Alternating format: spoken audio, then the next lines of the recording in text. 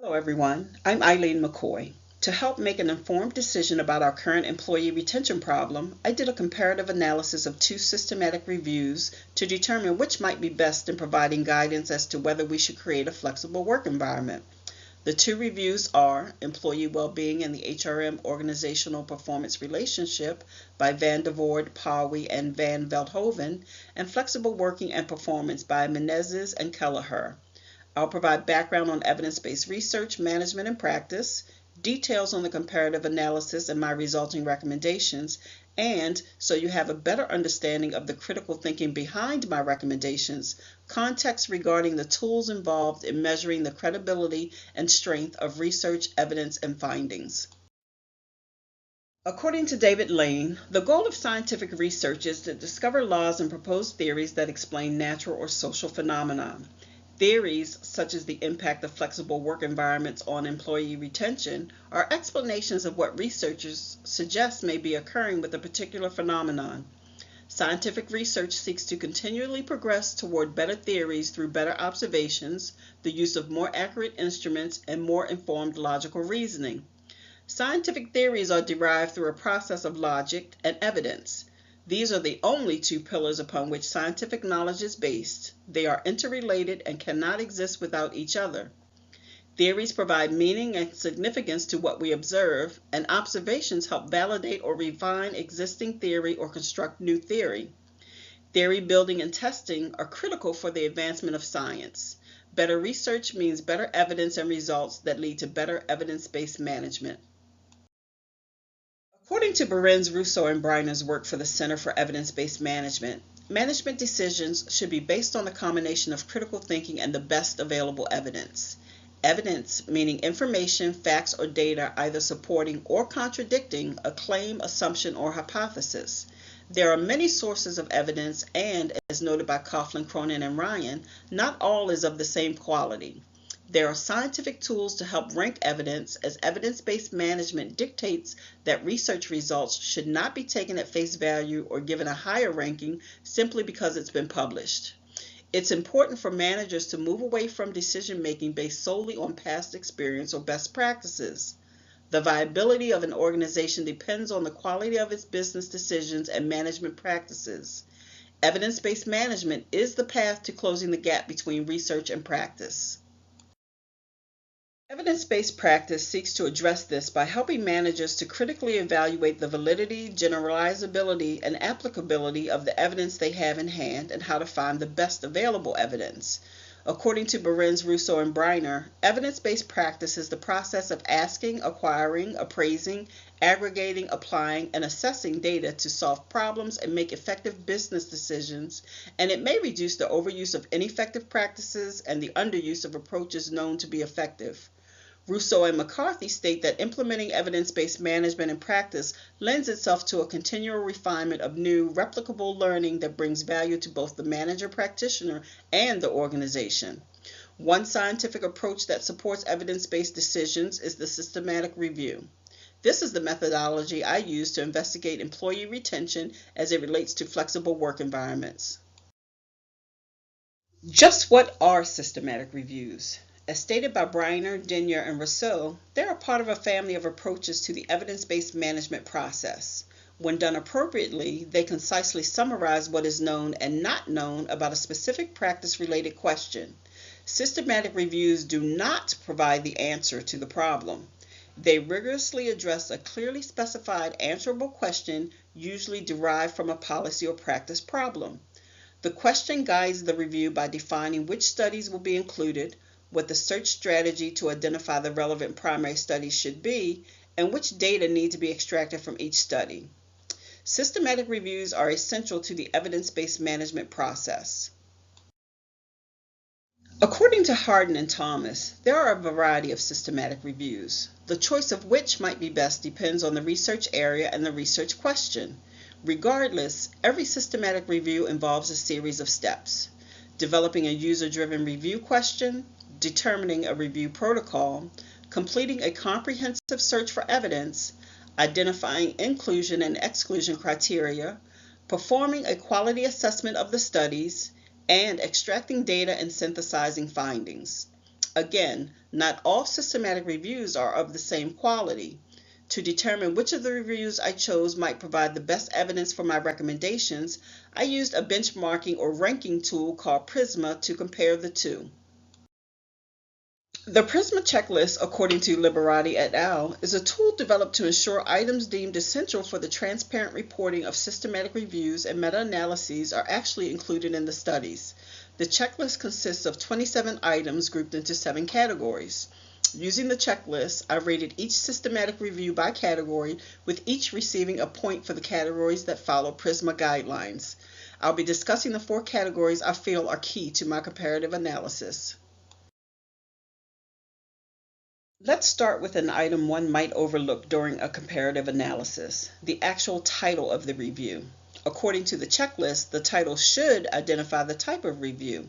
The D. Menezes and Kelleher review contains the words systematic review and the key phrase flexible working, which is what we're considering here at Locus. The other review simply states it is a review of quantitative studies. It could be a literature review, meta-analysis, or mixed methods review. It's simply not possible to tell without delving further into the report. We may have also missed this review during a key phrase search. The methods section contains 12 of the 27 items on the Prisma checklist, signifying its importance in the systematic review process. The Van de Voort, Poway, and Van Veldhoven review provides an overview of its research methodology and relies on literature from published journals. In contrast, the de Menezes and Kelleher review provides a detailed description of their methodology and includes gray literature which, according to Briner, Denyer, and Rousseau, is literature not restricted to papers published in the top journals. Both articles do a sound job of covering the Prisma parameters in the results section, with the de Menezes and Kelleher review going into a bit more detail. The discussion section, per the Prisma checklist, is an important one as it synthesizes and lays out the review findings, provides answers to the research question, addresses limitations, and provides information about potential future research that could improve findings or lead to new research and theories.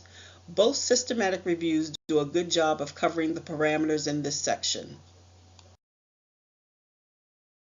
You can see by the overall comparative summary, the de Menezes and Kelleher review is the better fit for the situation at Locus Innovation.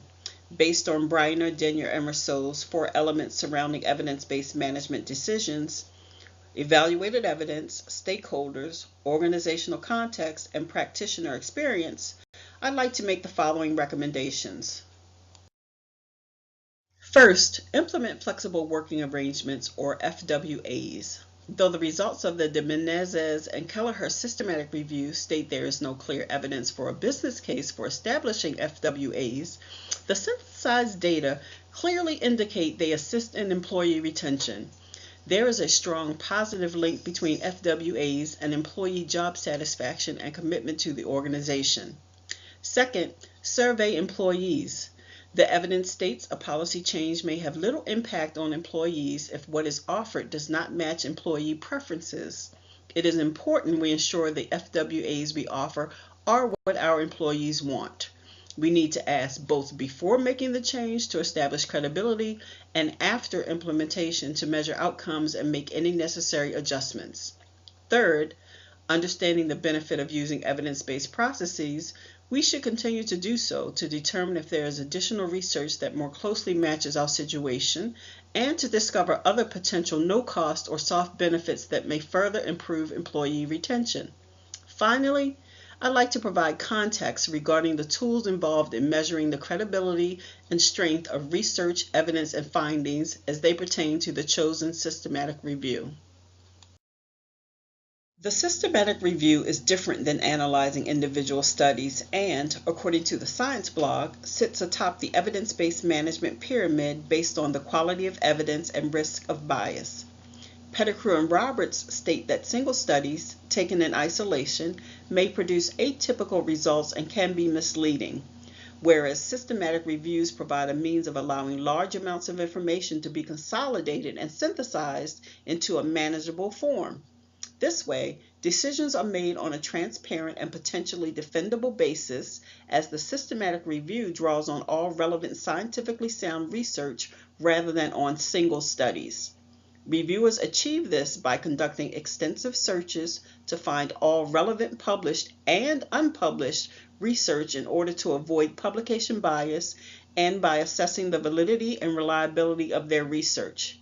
Their findings are based solely on the research in the review, resulting in rigor and transparency. Transparency and rigor are the cornerstones of high-quality systematic reviews. Researchers build rigor and transparency into their research plans to eliminate bias and ensure their work is credible and transferable.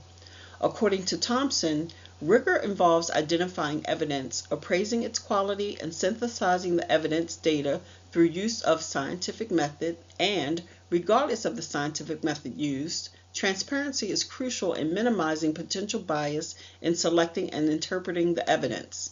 Both transparency and rigor are necessary criteria that strengthen the validity of both the review and its results. Rigor, application of scientific methodology, and transparency, ensuring scientific processes and procedures used are clearly outlined, underpin the credibility of the systematic review. According to Lane, credible research is critical for the advancement of science as it allows for the independent and impartial testing of pre-existing theories and prior findings and subjects them to open debate, modifications, or enhancements, ultimately driving us closer to the truth. Valid research, as opined by Bhattacharjee, ensures that observed associations can be generalized to the larger population or other people, organizations, contexts, or time. Kelman and Basal state that rigor and transparency in systematic reviews ensures, to a greater degree, that the research and evidence is replicable, valid, and more easily translated into meaningful implications for both academics and practitioners. When we examine the evidence across multiple stages of the D. Menezes and Kelleher review structure, we find their research is of high quality. In regards to study selection, the authors provide extensive detail about their methods and speak to individual study findings in a broad chronological order, emphasizing studies that were cited frequently, meta-analyses, and more recent large empirical investigations in the section labeled General Observations on the Literature. They are also careful to include gray and other non-traditional literature in their study selection to avoid publication bias. Their summary and limitations sections explicitly address the potential bias for individual studies and the synthesized results. Despite their caution in explaining their mixed results and methodological issues, they present clear, synthesized information when discussing individual and collective results by type of outcome.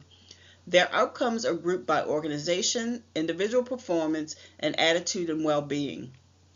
In each outcome section, they examine studies that combine FWAs and then consider specific FWAs. Implications for management practice can be found within each outcome section. The authors also address the clear need for additional qualitative and quantitative research in regards to employee choice in determining their work environment, as well as other potential aspects of both the individual and synthesized research levels.